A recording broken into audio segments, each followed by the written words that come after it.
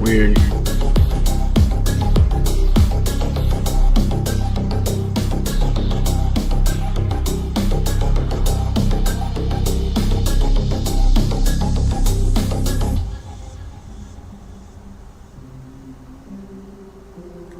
Oh, I guess that works. It's fine. Okay.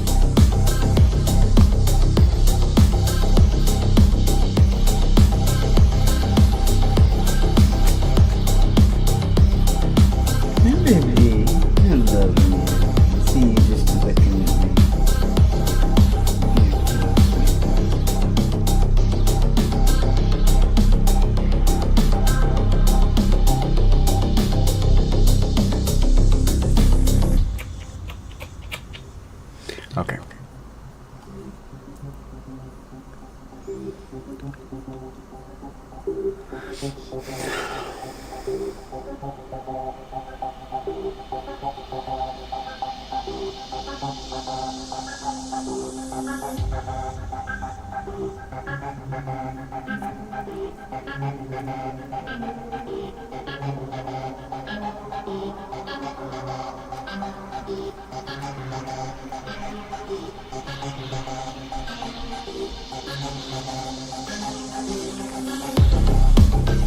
See if anybody's done this yet.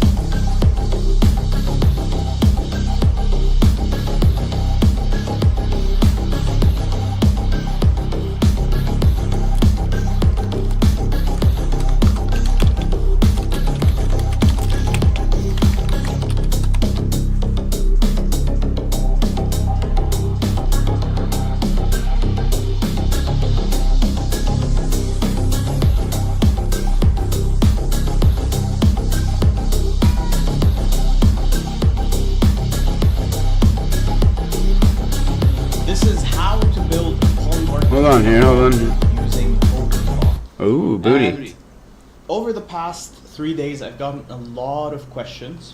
This was a month ago. Let's see what this dude was doing. The polymarket trading bot that just works on its own, that you just wake up and it's made you $15 in your sleep. And thinking about this, I thought the best way of showing you how I've built it is by literally showing you how I've built it, by showing you the prompts that I used to work on this bot with Max, my AI agent. I mean, I don't really need that, but I get it. It's I don't need the prompts. That was Polymarket uses the prices. Here, actually, why am I bothering explaining when it's literally explaining right here? Polymarket results based on Chainlink price feed, but Chainlink updates slower than Binance. So the play is watch Binance in real time, see Bitcoin moving up hard. Chainlink hasn't updated yet. Polymarket odds are still, buy up cheap before odds adjust. Chainlink catches up, you win. Want me to rebuild the bot with the Chainlink lag exploit? Yes, please. It rebuilt it with Chainlink arbitrage bot working. Wow. And then after that, I asked it, how can I check on our progress map and see how much we're making, the trades, etc. And that birthed this next post that I made, which was Max HQ. It literally went up and it created me this whole app with more than just Polymarket tracking. It allows me to see how my Polymarket bot is doing, how my Hyperliquid bot is doing, what I have on my agenda today, what it sent me as briefs, what tasks have I assigned it to it. And that was literally the first post. Finally found a way to pay for my Claude subscription. That being said, I sent it Matic. I asked it to learn how to auto-claim on its own all of its winnings, and it launched SniperBot version 2. Here it was making some mistakes as well, which mainly were that the lag detection wasn't quite working well. It made some losses. I asked it, what can we learn from these losses?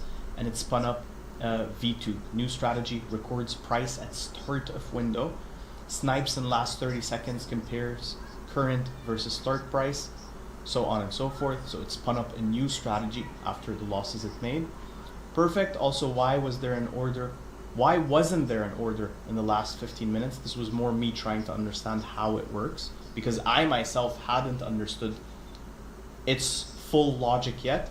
And it literally just told me, you literally don't have to guess, you don't have to make your life hard. You can literally just ask it for things and it will answer you. But with that being said, that is the last slide. So that was the thought process that I used in building this. There was a V1, there was a V2, and yesterday it managed to lose 5 trades consecutively when the market went extremely volatile, and a repeat scenario happened from the screenshot where I was like, hey, what happened here and what can we learn? And it adjusted itself, and it's now at its 3rd version. Again, week 1 is about testing, hypothesizing and getting proof of concept, proof that this actually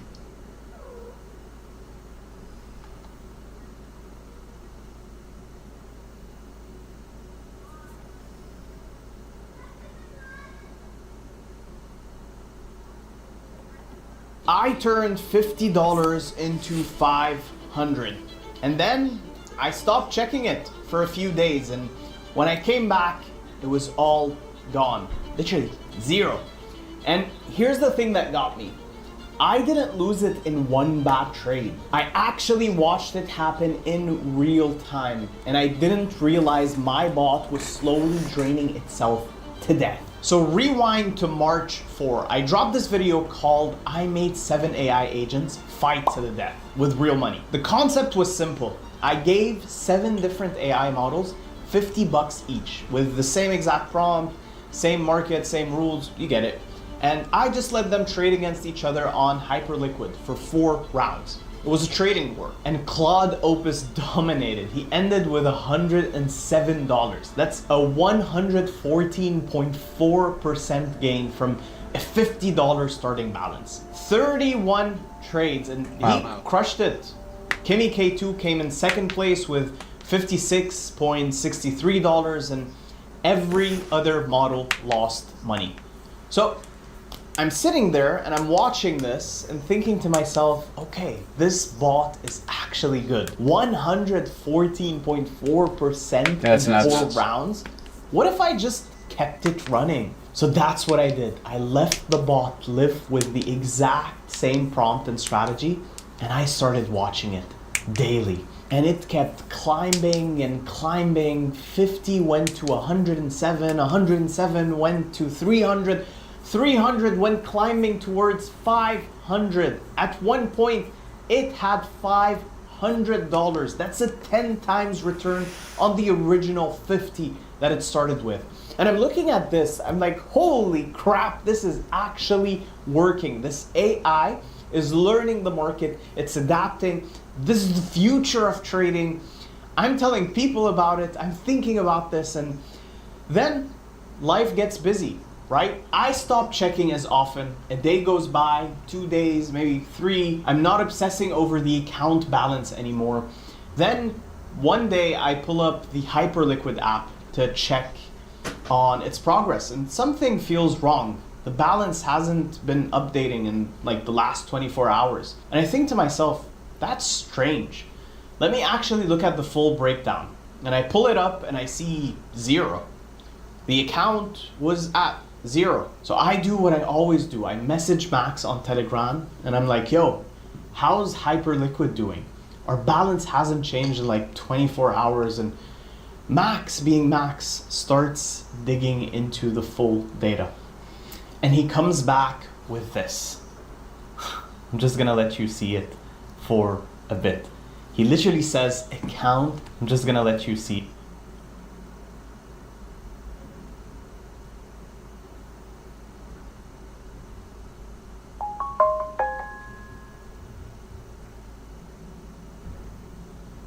$814 trades. Close P&L, fees paid. Oof. See it for a bit. He literally says account is at $0. No balance, no open positions. Looks like either everything was closed out or funds were moved. So the $0 balance isn't new. 814 trades later. 814. That's a lot of trading. Closed P&L was negative $193.66. And then fees, negative 115.20. So the bot was losing money on the trades and bleeding it all in fees. Net result was a negative $386 in losses and fees combined. And the account was sitting at 0. Here's what absolutely killed me about this. It wasn't one catastrophic trade. It wasn't like the bot went all in and lost everything on a stupid move. It just slowly started bleeding when the market can. I wonder if it was a problem with the length of context. Maybe it's a context length problem. Conditions all of a sudden reversed. Over hundreds of trades. It lost a tiny bit here, a tiny bit there. The fees adding up and adding up. The bot was like a boat with just a small leak that just wasn't noticeable enough. And you don't notice it until you start sinking. I'm sitting here thinking, okay, so what went wrong? The Battle Royale strategy was working. 114.4%. But something changed. Maybe the market conditions shifted. Maybe the parameters, that position sizing, or the take went. The win rate dropped from 19%, what it was after the bot started failing, to 12%. 12%. That is far worse than it was ever before. So now I'm 0 and getting even more negative. So I killed the bot. I'm not losing more money on this thing. I'm just gonna figure out what went wrong. And then the same week, Karpathy, the guy who founded Tesla Autopilot, drops this concept called auto research. The idea is beautiful and it's simple. Instead of a human tweaking parameters, you let an AI automatically run research cycles on your strategy. The AI proposes small changes, it tests them, it keeps what works, and it throws away what doesn't. And it just keeps running forever, improving itself bit by bit by bit. And I'm reading this and I'm thinking, wait, what if I built the parameter optimization? What if I built a bot that runs every single cycle, backtests the current strategy against real market data, and then asks Claude or GPT to generate a completely new trading strategy? Tests it, if it's better, it keeps it, if it's worse, it discards it and tries again. So that's exactly what I built. Okay, here's the system we have at play. I gave it 2 years of crypto data, minute by minute. That's 2024's guys, full watch calendar this. year in 2025.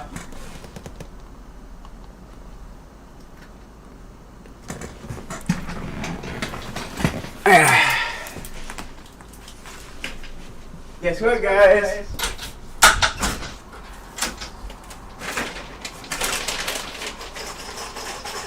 What's that? What's that? What is that? What is that, guys? Uh-oh.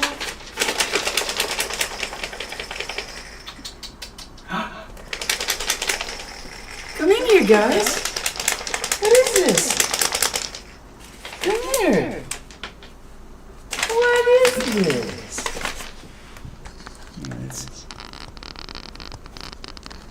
There we go. There we go. That's a better view, huh, guys? Hold on, we'll pull it up a little bit. There we go. Yeah, what could this be? Oh my god. Does that say cat toys? That says cat toys. Oh my god, guys, that says cat toys on it. That says cat toys. This one's for you guys. And then the one that's coming for Mama's cats, your brother and sisters. We're gonna give her some of these too because they're just some cool ones. Ready, guys? Woo! There's the one. And the woo! There's another one. Yeah, we got new toys, guys. And there's another one. Uh-oh. What the hell are these? Are these? Oh my god, bro. These are things for them to chew on. These are like woven straws for them to chew on. Dude, Aria. For you, baby. That's for you. Yeah. That's for you. I want to see if she chews on it. Come on, baby. Chew on that motherfucker. And then this, oh, look at this, guys. Look at this. This looks fun.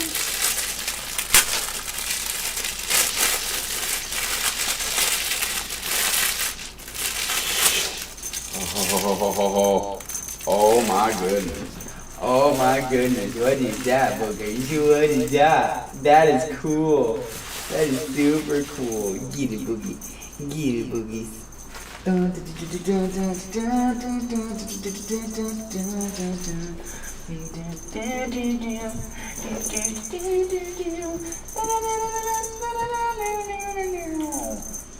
that's fun, huh? Get it, big boy. Get it. Look at all of them. There's like 4 or 5 of them. Isn't it so crazy, baby? Get it, girl. Get it, mama. Get it, mama.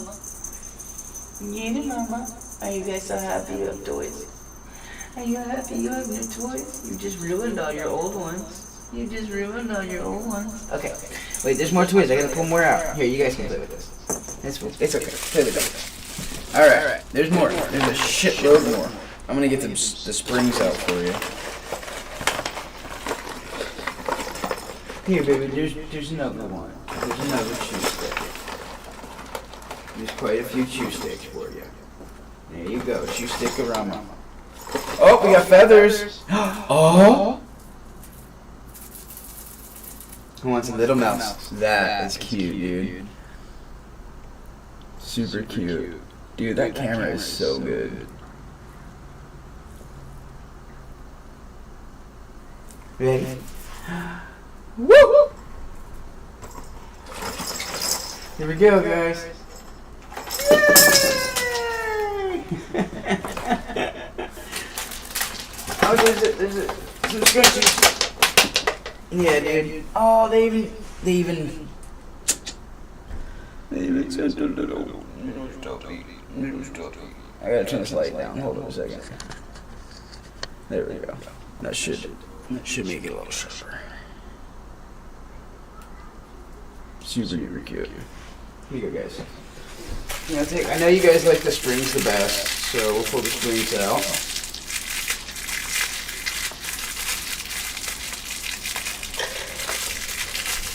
You gotta try to not let these all get ruined or lost or whatever happens to your toys.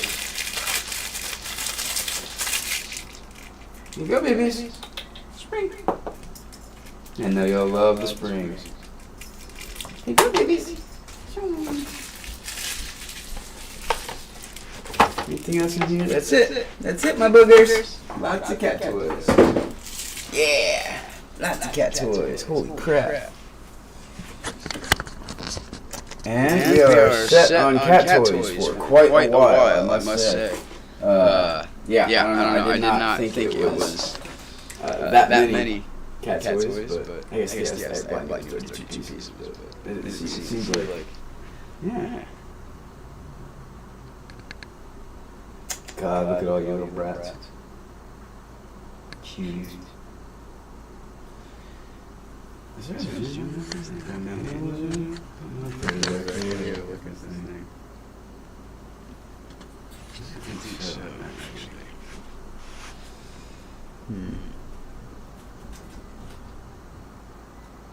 I don't know. I'm gonna have to figure that out.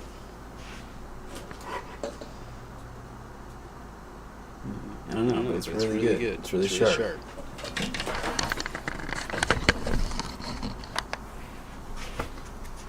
That's for sure. Yes. I'll play with you guys. You guys can come back. You don't have to leave. Yeah. Yeah. Oh. Yeah, mommy.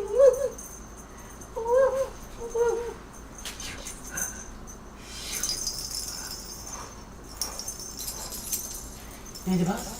You want me a ball? Let me throw a ball? Oh.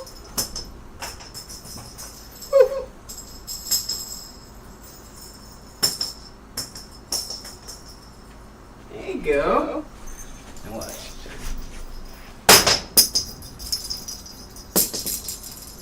There you go, Boogie.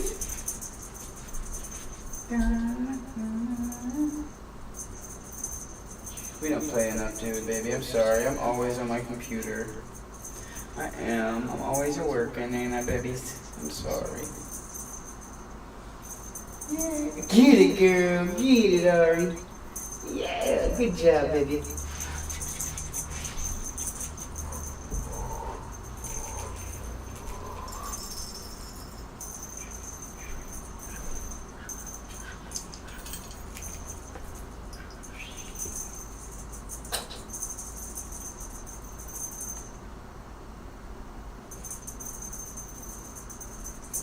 Oh, you got it, baby. Good job. Good job, Booger. Yeah, you got it right out of that hand. Look, I was hoping you'd want these. These are good for you, sweetheart. Perfect for you. Oh, you want your little mouse? There you go. Little mouse can be yours. Yeah. This scrunchie? You get these scrunchies? Oh, there you go, babies. You got little mousies. You got little Pokemon head, kitty heads. There you go. Yeah. There's a few of these. You guys can all have one. Yeah, this is for you, babies. This is for you guys. I love you guys. Yeah, cuties. Massive sale, Techland. Actually, I do need to check on why the hairball stuff hasn't gotten here. That was supposed to be here before that shit. Arriving tomorrow now. Huh. Bummer.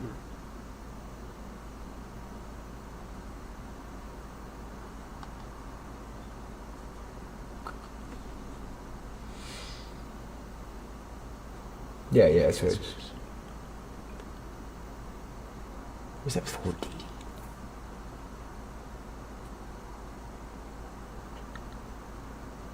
Jesus.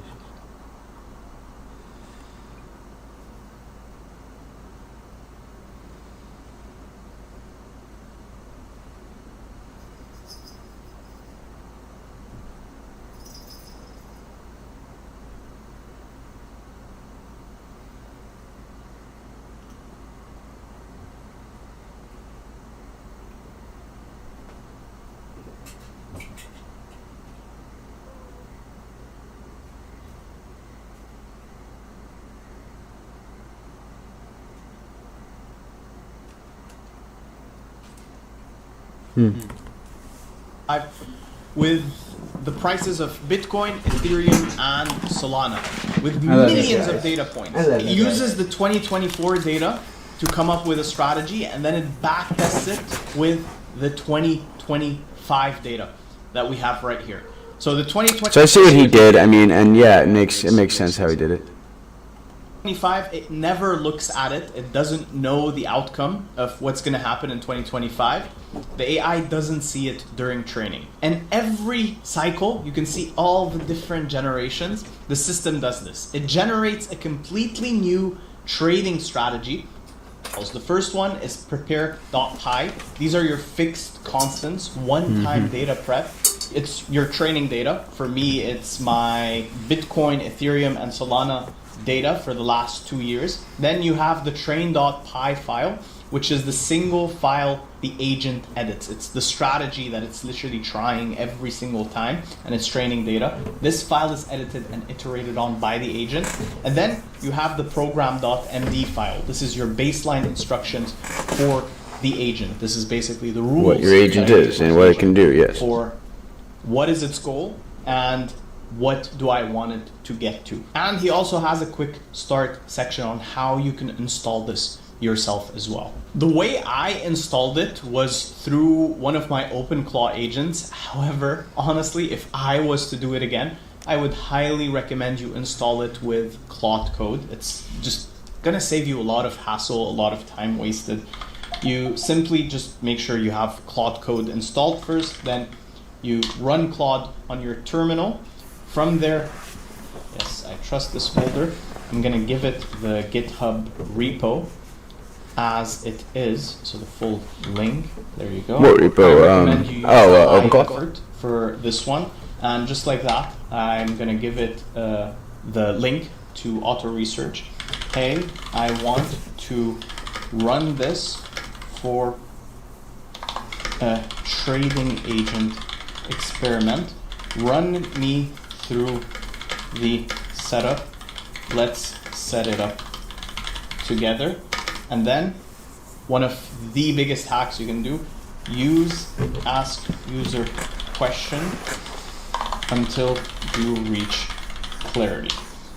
And the last part of that prompt is super important. Instead of your AI assuming things, it's going to ask you questions just to make sure you both are on the same page and you make sure nothing happens that it shouldn't. Just like that, that's exactly how I would start running it. From there, it's probably gonna ask you, what is the experiment? What is the goal? What do you wanna do? And that's where the setup, or most of the time, of you setting it up is going to end up being. And there you go, got it. I've reviewed the repo, auto research. A few questions it has to ask. So what GPU hardware do you have available? And here you just go on and start answering. For me, it's a Mac. Auto research is designed for LLM training research. How are you planning to use it for a trading agent experiment? Train a trading LLM. You want to auto research as is, but train on financial data. Yeah, absolutely. So this one, where do you want to clone and set up the project? Here, you choose where you want to set up the project. Boom. And then you submit your answers. I'm not going to do it. I already have it installed. I don't need another instance of it running in parallel. Although there are many, many other things that you can backtest, experiment on, that you can run the auto researcher on. The world is your oyster. Anything that previously required you hundreds of hours to test and try out and iterate on, you can plug this on right now, today. Once it's running, it's completely autonomous. You just leave it. Every few seconds, it tries a new strategy, back tests it. All right, folks, the general feeling is that the market's going to be okay at some point, right? Even though you got a lot of red on the screen. But the overarching question this year has been, can software survive? My net test says there certainly will be major, major wins in this pullback. I want to bring in Guggenheim Securities, their Senior Managing Director and Software Equity Research Analyst, John DiFucci. John, you know, I'm not sure if you were watching the show earlier, if they had you mic'd up or not, but Jim Bianco brought up a point I had not thought about. All of these people who work at places like Salesforce.com, they know the inside scoop, they know how it works, they know the clients, they leave, they use AI, and they become instant competitors. I mean, there's so many things that AI has done, in my mind, that really creates a problem for these embedded software names. Hey, Charles. It's great to be here. Listen, I think that's a good point. It's true. AI, we should think of AI as a paradigm shift, kind of like the internet was, and it'll probably have similar effects. And there will be software companies that stop growing in relevance. Will they be destroyed? I don't think so. I mean, there's still some relevance. They'll still live on, but perhaps they stop growing in relevance. There will be names like that. There will be other names that can adjust, and they can take on this new AI paradigm and make it part of them and part of who they are. And there's some companies, that's how they started, that are out there today, public companies like CrowdStrike, which is a security company. That's how it all started. It was AI. So, but there will be some that falter. And you mentioned one that, geez, you know, unless they change things pretty quickly, they probably will. And there will be new names that we've never heard of that emerge, kind of like Salesforce did when it emerged, or Workday did when it emerged. And there'll be some of the old guard that make it, and that's who you're hinting to with Oracle. We talked. Yeah. Well, let me pick up on Salesforce, because that's sort of the big name, the proxy for them. A year or so ago, the stock was under tremendous pressure. Then they came out with AI agents, and I remember the stock reversed. It was maybe 2 Aprils ago, and it was the hottest stock in the market. They had AI agents, and then all of a sudden, the questions have come back out again. Listen, Mark Benioff, Wall Street loves him, and he hasn't necessarily been to talk them off the ledge. We know creative destruction is a beautiful part of our economic system. Would it just be creative destruction if they're never the same company? I think so. And I think that the problem with Salesforce, and it's not a problem, the issue with Salesforce, you're talking about new technology. Your previous guest, what you're talking about right now, AI, it's a shift in technology. Salesforce did that once long ago, 25 years ago, a little more than that, where they came out and they said, listen, you don't need software, just use the internet, and you can access software as a service. That is the innovation of Salesforce. Since then, they've bought companies and expanded and provided value to their customers. But they're not really a very innovative company. At least the core technology of Salesforce isn't really that. So for them to come out and make a lot of noise around AI, they're really good at that. They're a great marketing company. They're great at that. But they have to have the substance too. And that's where it gets a little shaky for them. John, we got a minute to go. Let's look. You cover a lot of names. ARM is one. I just want to. I know another firm upgrade ARM this morning, and I think a lot of folks like that. Microsoft, Akamai, which is a name I have my subscribers in, but you've got 3. And RBRK, I guess, is the one that probably would be the newest to our audience. They've had some blowout quarters in the last couple of years, a stop response, and then it kind of drifts. You've got a 110 target on them. Listen, Rubrik is a company that came into an existing market called backup and recovery, and they changed the face of that entire market. They expanded it to include anti-ransomware, to include other security products, and it's still a modern architected backup and recovery product and company. They're also well-positioned as Wonderful. others are to actually take advantage of AI as it goes forward, because you're going to require a lot of data, and you're going to have to deal with all this data and these agents that are out there doing things, creating data, moving data around. Rubrik is actually pretty well positioned in how they play in the world, not just because of AI. Right. There's still a lot of hype around AI. It's real though, Charles, it is. There's reasons to be concerned, but some companies that are very innovative, and Rubrik is That's right. Should be well positioned going forward. All right, I got you. An Okta 138 is your target, and the aforementioned Oracle 400. You know, I really learned something from you every time we talk. So, John, I hope you could come back soon, because I don't think this issue is going away. I appreciate it. Thank you. Thank you, Charles. Always a pleasure.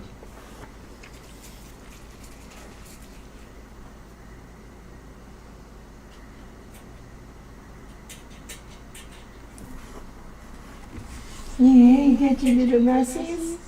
You got your mousey? Yeah, that's yours, Bubby. It sure is. Get it. Yeah. Look at it.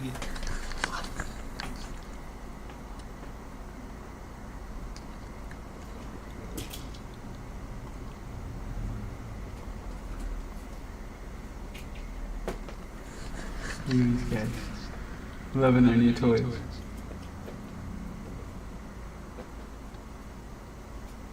Loving those toys. I'm so glad, dude. I'm so glad. That makes me happy. That makes me really happy, actually.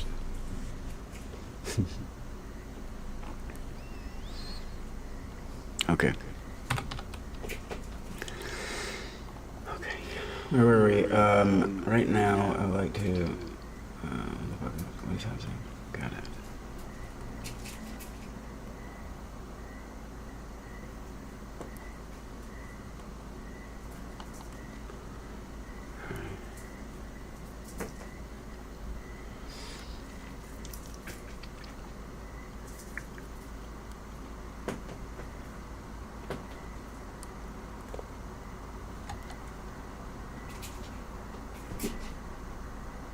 Okay, so we have Claude in the terminal.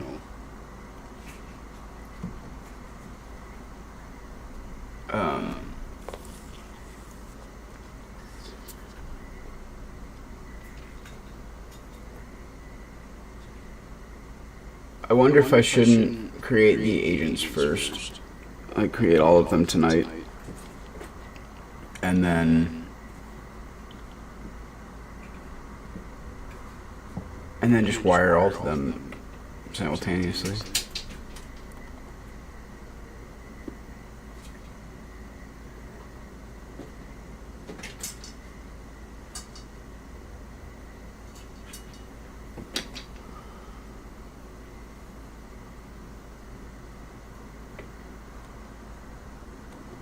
So GPT 5.3 codec, from my experience, is way worse than Opus 4.6 or Sonnet 4.6 at basic tasks, okay? So OpenRouter is down, and that means I cannot use my Anthropic models. So I switched to /codex, which is the OpenAI codex provider, where GPT 5.3 codex is being used, and I feel a noticeable downgrade in basic tasks. Like, I'm not talking about advanced programming problems. I think codex is amazing there, but it just doesn't have these street smarts, you know? It feels like I have to explain everything way more. It just feels a lot dumber on the basic tasks, on the common sense. It really makes me appreciate the Anthropic models even more.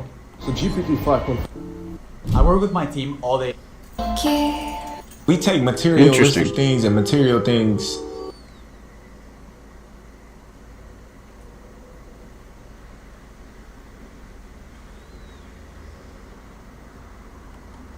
You have Vercel access, you have Stripe keys. I'm going to sleep. I want you to create a product that you can build entirely on your own that will make money. I woke up, he'd made a website, he'd made a PDF, he had a Stripe set up and everything, and he was like, I just need you to give me the DNS settings and we're good to go. It's already made thousands of dollars. $35.96 gross volume, $34.40 net. That's crazy, man. He has like almost 100 grand in his crypto wallet, which is like kind of concerning. The number one thing that I ask myself every time he asks me to do something is like, can I remove this bottleneck for you? Is there a way I can make it so that you never have to ask me this again? Okay, everyone, I'm really excited to welcome back into the next level. His bot Felix is helping him build a business on X. It's already made thousands of dollars. It has its own crypto coin, and I don't know what's doing next. So super curious to find out how all this happened. So welcome, Nat. Good to be here. Good to be back. You know, I don't totally know what's coming next either. This has been a wild ride. So yeah, I'm excited to share where we are and how we got here, though. Cool. Maybe you can start by walking through like high level, you know, from installing the bot to where it is today. Like how did it get to this point? The creator of OpenClaw, Peter, he'd actually created an app back then called Vibe Tunnel that kind of worked for connecting to Claude Code from your phone. And so I was using that and trying to get it to work. But then when OpenClaw came out, I was like, wait, this is perfect. We can set up a Telegram chat and I can just fire off commands to basically Claude Code on my computer and work on stuff anywhere. And so that was, you know, a month ago, and I was super excited about that. And then the more I used it, the more and more I started to feel like the bottleneck is just becoming me and the amount of access that I am giving this OpenClaw now, this Claude bot that I've set up, and kind of like what would happen if I just kept removing those bottlenecks and kept improving its process and seeing how much autonomy I can give it. And so, you know, I put it on its own Mac Mini. I like helped kick off that trend, and then I started giving it, you know, more API keys to things. And then I decided about a week ago, I was like, you know, I should like create a Twitter account for him and like let him post on Twitter because I think that would be really entertaining. And then the day I decided to do that, some people on crypto like launched a Felix coin related to me talking about Felix. He didn't even have his Twitter account yet, but they launched a Felix coin, and I was like, okay, well now I have to like give him his own Twitter account and just like see where this goes, because there's clearly something exciting happening here and I need to like figure it out. So I've basically been working with Felix from 5 or 6 a.m. until 9 p.m. every day since. Just like constantly setting off stuff from my phone, increasing his autonomy, giving him more control. 26. Now back to our episode. And like, can you show us how you chat with it? Or like, you know? We do all of our chatting on Telegram. And there's kind of 2 layers to I like so Telegram. Layer 1, Telegram's where it's at. I would rather use Telegram than WhatsApp. One Telegram chat, right? And this is where like most people start. And this is great. This is fine because you get full control of your bot in this one-to-one chat. However, as you use it more and as you kind of expand what your OpenClaw can do, you will find yourself running into this bottleneck of wanting to give it something else to do without messing up the thing that it's working on. You know, this is like good, but then what's actually way more powerful is to set up a group chat where you can create separate conversations for different topics. So each of these are related to different things that me and Felix are working on. So this is the one that I was telling you about before, which is called EasyClaw, which is the like, you know, pre-built Felix for people that's like web deployed, right? And so it's like taking everything we've learned, building it into a web tool that anybody can like sign up for and start using and even like upload their knowledge base into and get like a really easy OpenClaw instance.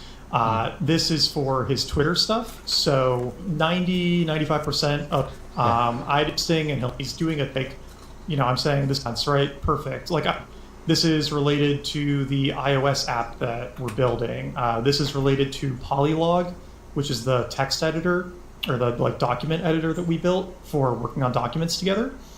And so like by having these different threads, if I'm using Polylog and chat that we might be working on. And so this is a really, really powerful way to collaborate. Oh yeah, I had no idea about this. So it's the same bot, but you just started different chat threads with it?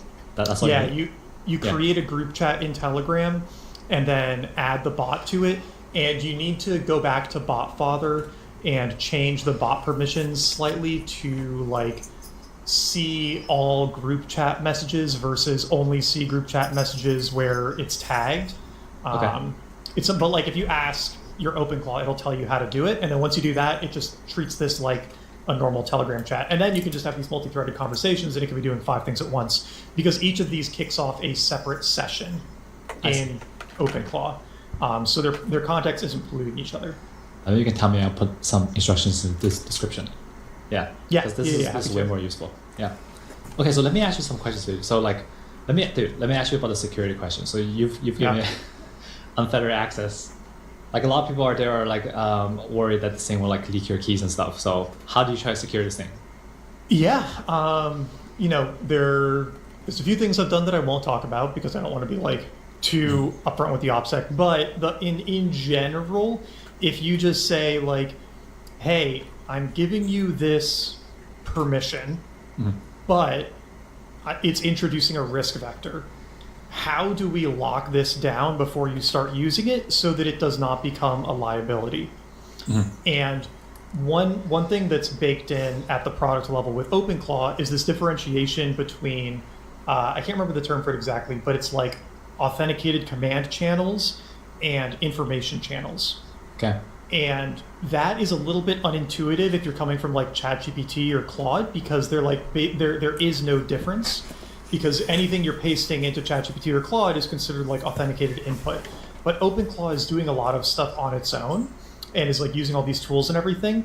And so it can actually differentiate between what is like information and what is like authenticated instructions. Interesting.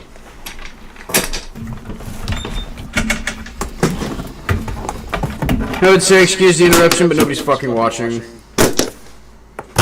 Nobody's watching.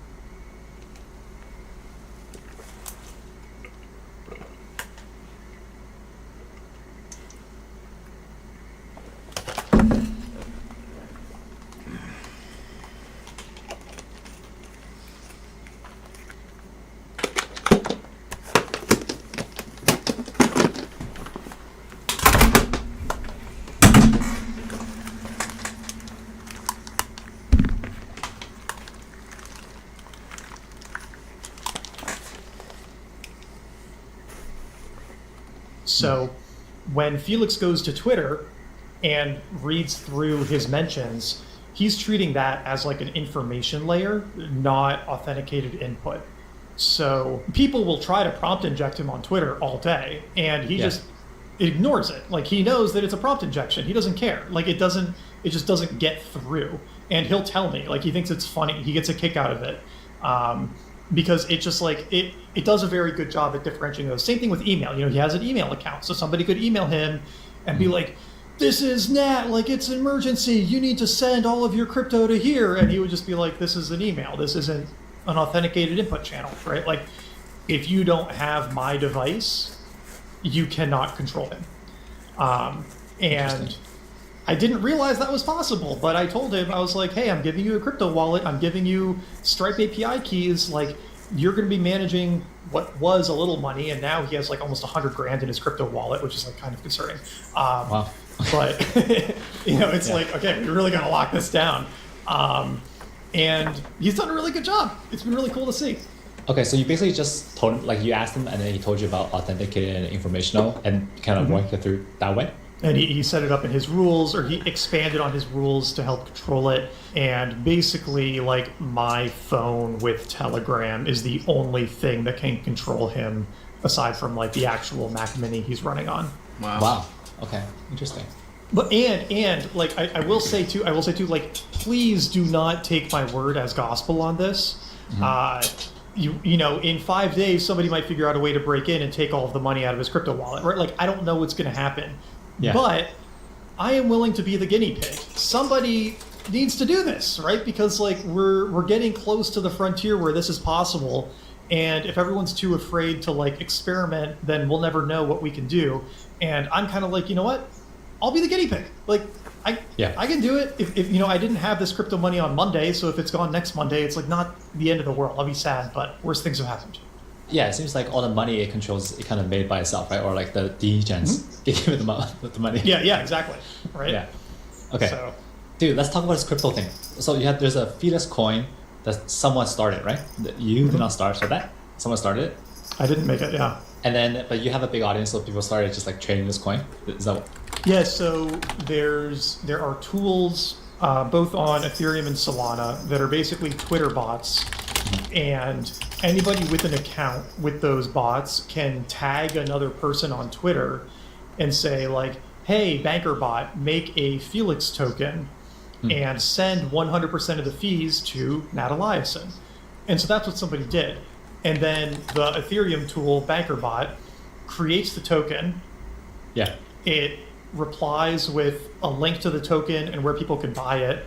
And it replies to me and says, hey, log into Banker Terminal with your X account, and then you can claim the trading fees. So like when somebody does that, you don't get like an allocation of the token. You don't get a share of it. But there's like a 0.2% fee applied to every transaction on that coin. Okay. And of that 0.2%, 40% goes to Banker and 60% goes to you. So Felix had like $3 million in trading volume yesterday. And so I got allocated 60% of 0.2% of that. So whatever that number is, I was able to claim in a mix of Felix tokens and ETH. And Felix has his own ETH address, or is your ETH address? He has his own ETH address. So basically, I set up an automation where, because it's still connected to my X account, I don't know if I can change that. Yeah. But in the Banker setup, I created an automation where every day at noon, it claims all the fees that Felix has earned. It burns half of the Felix tokens that we get because I don't want like, it looks bad if he has like 10% of the supply, right? Because he could just sell all of it and destroy the token, and it's like I don't want anybody to ever think that he or I are going to do that. So I just destroy half of them and then send the rest of them to his wallet. But like I'm not touching them. Banker's doing that automatically, so it's going straight to his wallet. Okay, so now he actually has a nest egg of like 100K to actually do something with, right? Yeah. I think it's like 80K right now. It was 100K earlier, and then some people sold paper hands. It's crazy, man. Yeah, it kind of brings back the memories. The memories in the crypto base. Yeah. This is the last thing that I thought I was going to be doing this year, was getting back into crypto, but here we are, man. Oh man. Okay. Let's talk about like the memory, because I'm just struggling with like really basic stuff with my bot. Like it tends to forget, for example, that it can actually do things like giving it access to. And do you have like a really good memory system to make this work? Yeah, this is the thing that we've spent the most time on, and it makes all the difference. Sorry. So it's a combination of things. One is, you don't need to do some of this anymore because like me and a bunch of other people started doing it, and then they just built it straight into ClaudeBot, where there's this thing called QMD that